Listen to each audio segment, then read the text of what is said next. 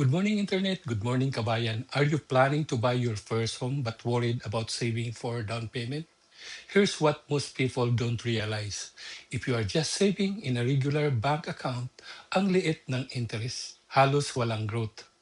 And this is where the first home savings account or FHSA comes in. Para siyang RSP at TFSA combo.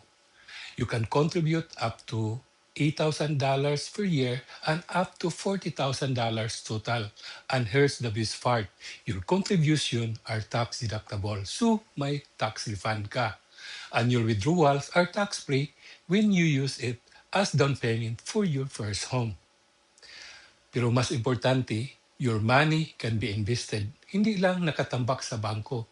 So instead of earning a centavo in a regular savings account, pwede siyang mag-grow over time and can be invested in mutual fund, index fund, or stocks. Ibig sabihin, you save your taxes and grow your money faster kumpara sa regular savings account.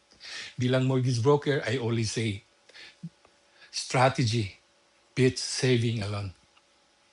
Kung plano mong bumili ng bahay in the next few years, be smart and strategic.